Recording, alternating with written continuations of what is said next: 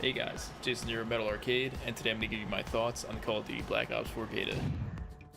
First impressions are a big deal, and something like a demo or a beta can either get you really hyped up for a release or take all the wind out of its sails before it even hits the release date.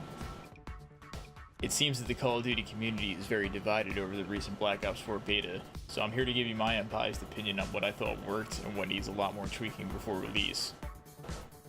Some issues I noticed during my time at Black Ops 4 were visual. The game simply does not look as sharp and detailed as its predecessor, with blurry textures that take forever to load in, and seemingly a lower resolution overall. That said, I really like the look of some of the maps in the Call of Duty Black Ops 4 beta. Seaside, Contraband, and Hacienda were my faves, while Payload is probably the most drab and generic. The bright colors on some of the maps reminded me visually of Overwatch. There also is the new addition of having the screen darken significantly when you are being shot, which lasts for almost 6 whole frames and basically completely blinds you, long enough for an enemy to get the upper hand. Many times I had an enemy in my sights and dead to rights, but then someone would shoot me from behind, causing this massive visual distortion and making it impossible for me to see my target. The blurrier visuals make it harder to see far away enemies. There's also a new Fog of War on the mini-map, which I'm not so sure how I feel about yet. The immediate area around your player is all that you can see, maybe a few feet. I experienced a lot of connection issues as well. There were plenty of times where I shot first at an enemy, and the enemy returned fire and somehow killed me. This is more noticeable with Black Ops 4's greatly increased time to kill due to the new armor system. The hit detection seemed off at times, and game-ending disconnections happened more than once. Hopefully these connection issues will be solved before the game's launch. I'm really interested in checking out the new Blackout mode, which is a Battle Royale mode similar to Fortnite, and then 100 players are dropped in simultaneously to fight for survival.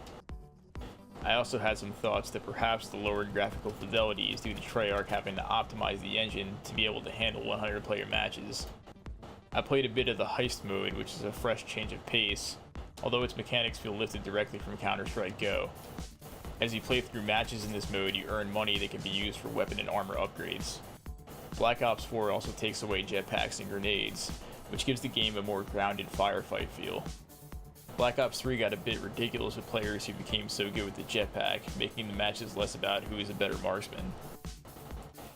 I enjoyed seeing the return to fast and fluid action after the slower paced gameplay of Call of Duty World War II. Black Ops 4 incorporates a lot of gameplay mechanics from other popular shooters like Overwatch and Destiny, and while it felt fresh and fun at first, I quickly began to realize that this game has an identity crisis. There's a reason Call of Duty is so successful, and while it's good to innovate and add new ideas, it's not good to change the basic gameplay mechanics so much that it barely feels like Call of Duty. One thing I noticed was that squads were favored much more in Black Ops 4 than in previous entries. The rise of the hero shooter games like Overwatch have had a profound effect on Black Ops 4, mostly in the fact that choosing your specialists and mastering their unique abilities are much more important than they were in Black Ops 3. For instance, Ruin's grappling hook can get players to an objective much faster than other specialists. Seraph can change the dynamics of a match quickly with strategically placed spawn points. I mostly played as Battery, as I prefer the run and gun approach and her War Machine explosives ability. Sure, you can play Black Ops 4 just running around shooting everyone, but teams that master their specialist abilities will definitely have the upper hand. If you're playing alone without a headset, your team is practically done. You'll have entire squads plowing through the maps, decimating their opponents with laser focus. There are plenty of times that I just want to play a few rounds alone before I go to sleep or whatever. I feel like I can't do that in Black Ops 4. People keep different schedules and it's hard to get a whole squad together every time you want to play. If it stays this way in the final release, I'll probably end up just playing lots of free-for-all instead.